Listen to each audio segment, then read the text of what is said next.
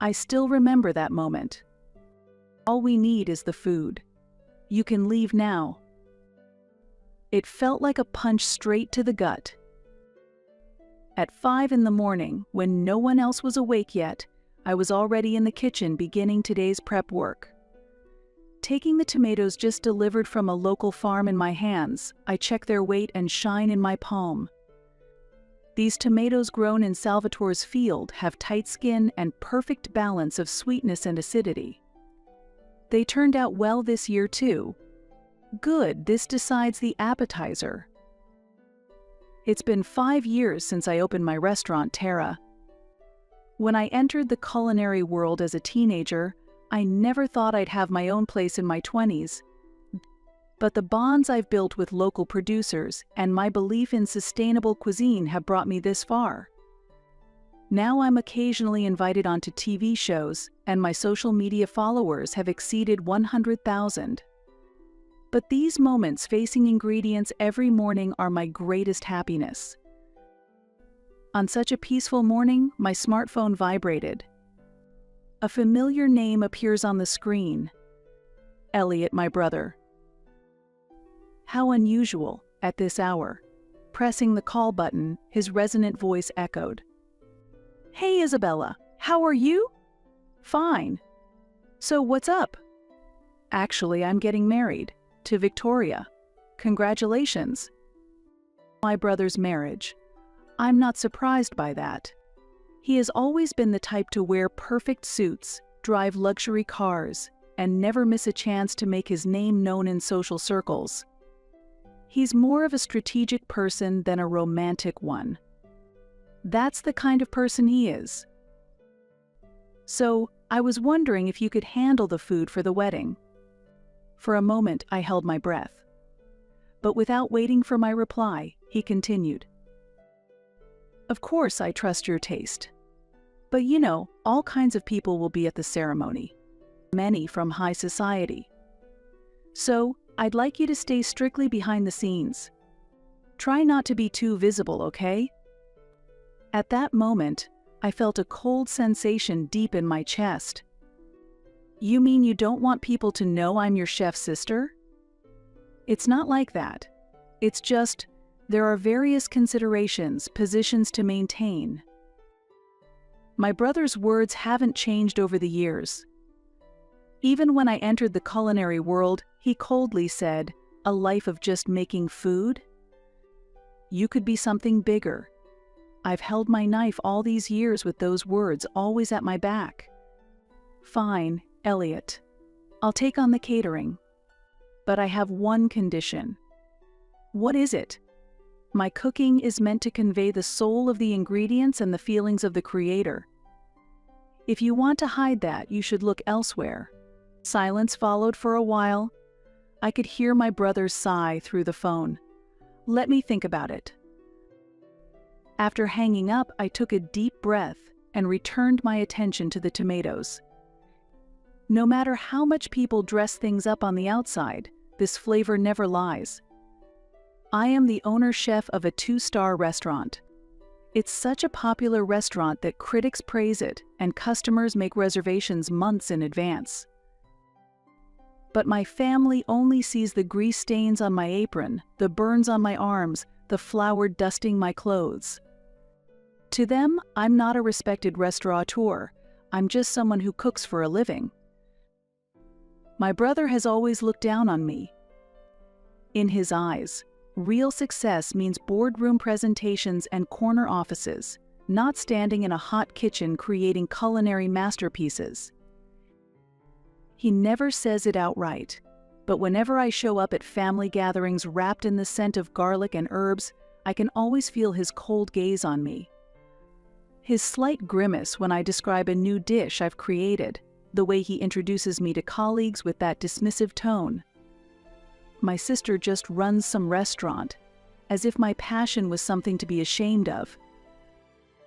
The signs were everywhere. At our usual Sunday dinner, my mother offered her typical backhanded compliments. She made a condescending remark about my little cooking hobby, and while my parents wholeheartedly celebrated Elliot's promotion, They barely acknowledged the fact that my restaurant had earned its second Michelin star. Their attitude hurt me more than I wanted to admit, but still, I tried to be the one to support the family. It was a few years ago when my father collapsed. He fell ill before reaching retirement and remained unable to work for a long time. As my father's chronic illness worsened and he was in and out of the hospital, their living expenses quickly dwindled. My brother, meanwhile, maintained the appearance of a respectable life, but in reality, he offered little support to our parents. I naturally found myself stepping into the role of their main source of support. "Could you help us out, just a little?" When my mother said that, I nodded without hesitation. Somewhere in my heart, I felt relief that they were finally turning to me for help. To them, I was only the chef daughter and the chef's sister. Yet that looked down upon title was now quietly supporting the family. Ironically, these hands that had been stirring pots all these years had become hands that supported our household finances as well. On my restaurant's day off, I was enjoying dinner with Lauren at the buzzed-about new place Libby Noah. The interior is simple yet sophisticated, and the cuisine skillfully uses seasonal ingredients, clearly reflecting the owner's philosophy. After taking several photos of the dishes, Lauren quickly edited them and instantly uploaded them to her social media. "Look, already 3,000 likes. That's too fast. This is what happens when you catch the right wave. Nowadays, who shares the content is what matters most." Lauren is my childhood friend who single-handedly manages the PR for my restaurant. For someone like me who has charged ahead purely on love for cooking, her strategic perspective has been an invaluable asset. She's serious with a strong sense of justice, unable to stay silent when someone is getting the short end of the stick. That's why she's repeatedly told me, "You should express yourself more," when I've silently endured my family's treatment. Just as dessert was being served, my smartphone vibrated. Seeing the name on the screen, my heart skipped a beat. It was Elliot. "Excuse me for a moment." I stepped away from the table and went out to the terrace to take the call. My brother's voice came through in a composed tone. "Isabella, about our previous conversation, after talking with Victoria, we've decided to ask you to handle the wedding food after all. We'll accept all your conditions." Silence followed for a moment. "All right. I'll make the best dishes I can, the ones worthy of your wedding." After I hung up, I returned to the table, and Lauren immediately picked up on my expression. "That was it? It's decided?" "Yeah, it's happening." He agreed to all of my conditions. Lauren gave a sly smile. "Then just doing it isn't enough. We should document everything on social media. This could be a whole new chapter for Tara." And so, I decided to temporarily close the restaurant 4 days before the wedding. My entire kitchen and floor team came together to begin preparations. All the ingredients came from trusted local producers. Each dish on the menu carried a story. For the appetizer, I created a chilled tomato salad using the cherry tomatoes my brother and I used to pick in our backyard as kids. The main dish was a rosemary lamb roast, his childhood favorite, the one he always begged our mother to make. I added my own techniques to the nostalgic flavor, turning memory into craft. While we were prepping in the kitchen, Lauren looked over at me as I placed rosemary on the lamb. "This is Elliot's favorite, isn't it?" "Yeah. He used to love this scent when he was little. Whenever he wanted Dad to praise him, he'd ask Mom to make this." "That's kind of a touching story," she said softly. "I don't know what he thinks about it now. But if some part of him still remembers, that's enough for me."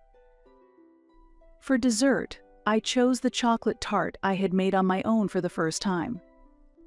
I'd failed the baking time again and again, and Elliot used to tease me, saying it was too sweet. Now I've perfected it with bitter cacao and a touch of salted caramel for balance. Lauren handled everything: delivery checklists for the venue, the kitchen's hour-by-hour schedule, team assignments. She organized it all. "Hey Isa, I got a great shot," she said during a short break, holding up her phone. It was a photo of the appetizer plates arranged on the table, with my profile in the background, lit by natural light. "Can I post this one?" "Sure, just don't say too much about my brother." "I know, but can I share how you feel about making this?" "That part deserves to be told." I gave a small nod, because that feeling, that quiet message in my food, was the only thing I really wanted to say. On the morning of the wedding, I stood in the kitchen before dawn, finishing the final preparations. The tomato salad for the appetizer, the lamb roast for the main course, the chocolate tart for dessert. Each dish came together as planned. Entrusting the final touches to my trusted sous chef and the team, I changed clothes and headed to the venue. In the depths of my heart, there was a faint flicker of hope. Today was a milestone for the family. Maybe, just for today, I would be welcomed as a sister too. At the reception desk, I gave my name, and the staff looked slightly troubled. "Isabella, I'm sorry, but I don't see your name on the guest list." In that instant, I felt something freeze inside me. I'm the one who prepared the food, but I was told I would also be attending the ceremony. Just as the staff was about to say something, I heard my brother's voice behind me. "Isabella, what are you doing here?" I turned to see Elliot, dressed impeccably in a tailored suit, a frown between his brows. "What do you mean?" "I finished the prep work, so I came to attend the wedding." "If you've finished the cooking, then your job is done." "What?" "All we need is the food. You can leave now." His words were like ice. "Are you serious?" "There are important clients and people from high society here. Honestly, your presence would stand out, and that's a problem." "So you're embarrassed because I'm the chef's sister?" Elliot looked away in silence. That was his answer. "Then why did you even ask me to cook?"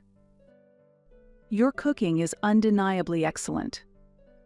But here, appearances are everything." I stared at his face for a moment. There was no brotherly kindness, no trace of familiarity in his eyes.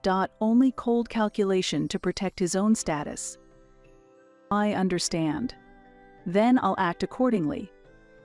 I fulfilled my responsibility as a chef. But I no longer need a seat at the family table." I turned my back to him and left the venue. There was an eerie stillness deep in my chest. Some part of me had sensed this might happen. Still, I felt a twinge of regret for not being able to let go of hope until it came to this. I left the venue, got into a taxi, and immediately took out my phone and opened my social media account, took a deep breath, and typed out the truth.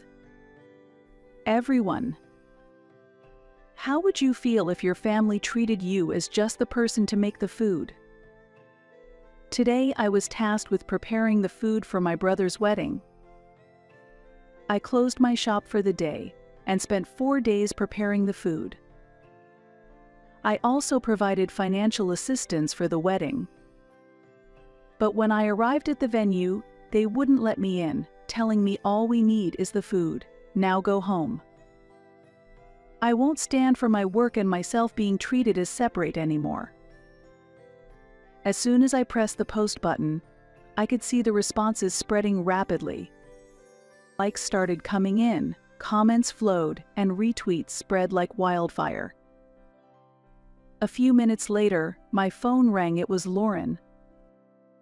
"Hello, Isabella? Is that post really true? It's true. I wasn't even invited. My brother turned me away at the reception, saying, "We just need the food." I could hear Lauren gasp on the other end of the line. "You've got to be kidding." I wish I were, but it's reality. It made everything clear. They only wanted to use me. Lauren was silent for a few seconds, then finally spoke in a low, cold voice. "You're canceling the food?" "No," I said firmly. "I'm not canceling the food." Lauren was quiet again. "Why not?" "Because no matter how he treats me, I still take pride in my work," I said, my voice steady. "The guests didn't do anything wrong. They came here expecting a meal crafted with care, and I'm not going to let his cruelty compromise my standards." There was a pause. Then Lauren sighed softly. "You're incredible, you know that?" I smiled faintly, even though she couldn't see it. "Thanks, but right now I just want to do what I believe is right." "Got it," she said. "If you need anything at all, you call me, okay?" "Okay." And with that, she hung up. Then, a message arrived almost immediately. "I'll help spread this too. Don't let them get away with this." Lauren shared my post with her over 100,000 followers, adding the following message. "A talented woman being unfairly treated by her family. This is the truth behind the wedding. We must raise our voices." Little did I know, this would trigger an unexpected ripple effect. After that, I was sitting in a corner of the kitchen at my restaurant, holding a cold herbal tea in my hand, staring blankly at the floor. The days spent on preparation, the team's efforts, and the thoughts put into the dishes, everything had been dismissed with a single word: unnecessary. The harsh reality tightened deep inside my chest. Overwhelmed with frustration and anger, I made a call on the spot to cancel the payment for the wedding dress. I had partially funded my brother's wedding, doing everything I could to support not only the food preparation but also financially. As for the wedding dress, the original plan was to pay only the deposit and settle the rest on the day of the wedding, but I called it off. I realized I had only been used for his convenience. I couldn't forgive the fact that I had been treated like nothing more than a useful tool. When I hung up the phone, I heard the sound of the back door opening, followed by hurried footsteps approaching. "Isa?" I turned around to see Lauren and the staff returning from the venue. Everyone looked tired, but there was a hint of excitement among them. Daniel, the floor chief, opened his mouth energetically while carrying some items. "Hey Isabella, you have to hear this." It was unbelievable. "Huh, what happened?" First, the bride started yelling in the dressing room because the dress hadn't arrived. Then, the guests started leaving one by one. Apparently, some people who saw the posts on social media were really angry, saying this treatment is wrong. "Yeah, it was complete chaos," another staff member added. Elliot just went completely silent. The bride cornered him and yelled, "How could you have let your sister pay for everything and then kicked her out of the ceremony?" They said the dressing room went into full panic mode from that moment. The wedding dress never showed up, and the invited guests, who had seen the posts on social media, began canceling their attendance one after another. The venue staff were overwhelmed, handling the constant influx of cancellations and inquiries. "It's like a storm," the staff muttered quietly. Lauren let out a deep sigh before speaking. "We were all shocked when we heard the wedding was ultimately called off. It didn't seem like Elliot intended to stop the ceremony, but most of the guests had already left, Even the bride eventually walked out. I stayed silent for a moment, letting her words sink in. The wedding being canceled, the overwhelming sense of betrayal from my own family, and the strange feeling of freedom that had begun to grow inside me ever since that moment, all of it swirled within me, and somehow, amid it all, I felt a sense of clarity. "Isabella," but Daniel began softly, his voice steady. "It's a shame you couldn't be there to see what happened, but there's one thing that became really clear through all the chaos. Without you, the entire wedding couldn't stand. No one could hold it together for Elliot, but your food, Isabella, your food, had captured everyone's heart. That's what we all felt the most. Actually, it wasn't just us who enjoyed the food you had prepared, it was also shared with the venue staff, and everyone was saying, 'We feel so lucky to have tasted something this delicious.'" They were truly moved. I smiled, nodding deeply as I replied, "Thank you, Daniel. And I truly meant it from the bottom of my heart." Lauren slowly sat down next to me. "Because you raised your voice, it finally got through. If you'd kept silently enduring, no one would have understood. But today was different." I gave a small nod. The tears no longer came. But deep inside, I could feel something quietly unraveling. My brother, who had been so obsessed with having the perfect wedding, was now standing in the midst of the chaos he had wanted to avoid the most. It was ironic, but it was also just a small fraction of what I had silently endured without saying a word. Thinking this, I quietly took a sip of my herbal tea. After that, the staff began tidying up the equipment and gradually returned to preparing the restaurant for service. Despite the chaos that had unfolded at the wedding venue, we were able to move on to our next task without missing a beat. As I walked toward the kitchen, I suddenly paused. It struck me then this whole experience had truly set me free. Free from my family, free from the weight of the past. Now, I simply take pride in my work and keep moving forward. And in that, I realized that alone is enough. When I opened the kitchen door, the team was already back in motion, focused and hard at work. I stood there quietly for a moment, my eyes fixed on the dishes in front of me. This is my world.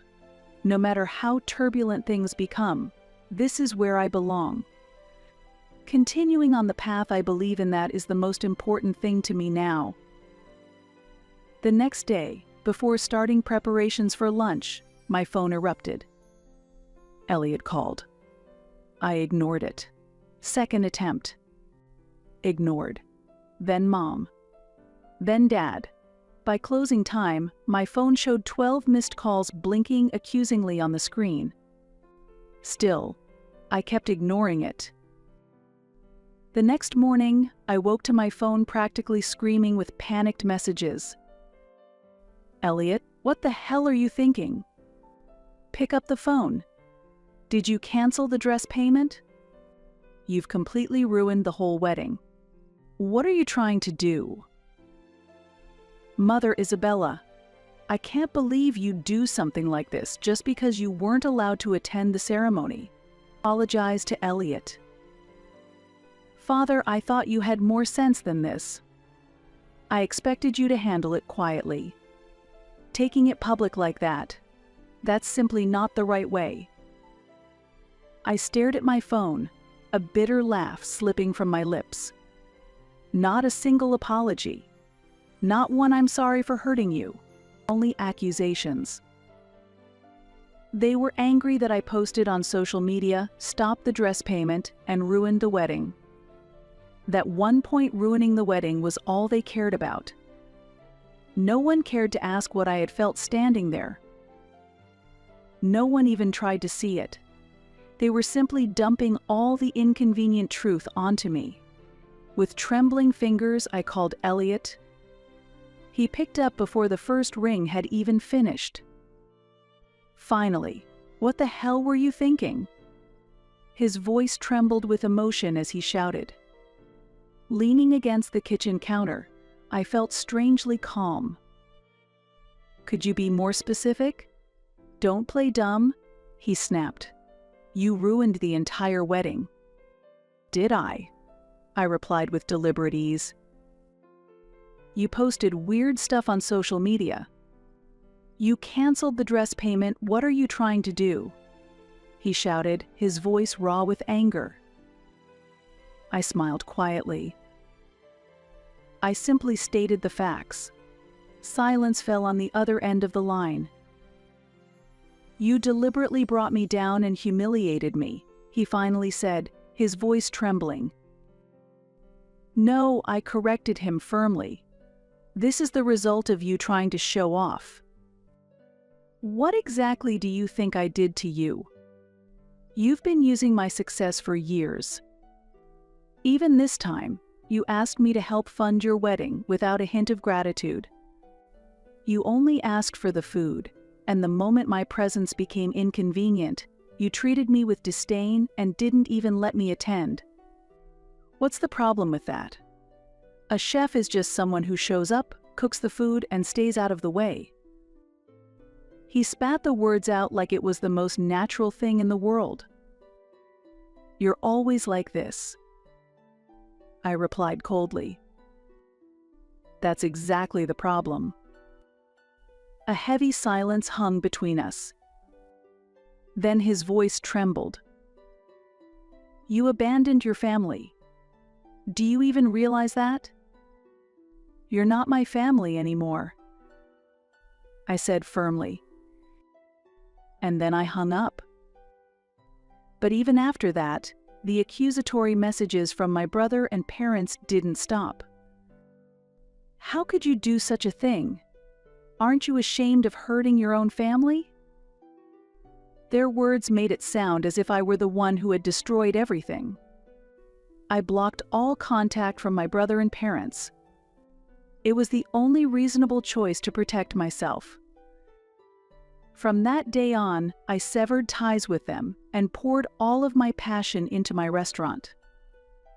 I spent my days in the kitchen, working alongside my staff to create new menu ideas. It was a busy life, but strangely, my heart felt lighter than ever. One afternoon, after I finished serving dessert during lunch, I went out to the dining area as I always did. I made my rounds, thanking each table for coming. Then, my eyes landed on one particular table. Carl? Isabella. It was my cousin Carl. You look well, I said. You too, this place is just as lovely as everyone says. It was really hard to get a reservation, he said with a shy smile, still savoring the lingering sweetness of the desert. How was the food? It was incredible. You're amazing. I was really looking forward to having your food at Elliot's wedding, but I heard what happened. His voice dropped slightly, like he was about to share a secret. Actually, Elliot and Victoria called off their engagement. I see. I wasn't particularly surprised. I just listened quietly. That whole wedding incident, did you know it made the rounds online and in the news? The headline was something like, "Renowned chef kicked out of brother's wedding." The public didn't stay quiet about it, Carl said with a complicated look on his face. He lost a lot of trust at work, too. I heard his colleagues and bosses say a lot to him. It got pretty uncomfortable, and in the end, he quit his job. He's not living the flashy lifestyle he used to, and I think he's in debt now. Part of me feels a little sorry for him, but honestly, he brought it on himself. I stayed silent, saying nothing. Carl paused for a moment before speaking again. Actually, it's not just Elliot. Your parents also seem to be in a pretty tough situation lately. I looked at him with a surprised expression. Carl seemed to choose his words carefully before continuing. Your dad's health has worsened again, and he's been going in and out of the hospital. Your mom can't handle it alone, and she's been struggling a lot. I think she's called my mom a few times asking for help." At those words, I instinctively closed my eyes. I thought about how I had been supporting my parents ever since my father could no longer work. Even when work was busy, I kept sending money to my parents, worried about their financial struggles. I was able to do that because I had a stable income. But since I stopped supporting them, it seems things have become tough for them now. Your dad's medical expenses are putting a strain on their finances, and your mom's been taking on extra work. But Elliot is overwhelmed with his own issues, so they can't rely on him." Hearing this, I let out a quiet sigh. Since that day, I had decided that I would no longer provide any further financial support to my parents. I sometimes found myself questioning if that decision had been the right one. Carl continued. "That's why, right now, they can't borrow money and be able to pay it back.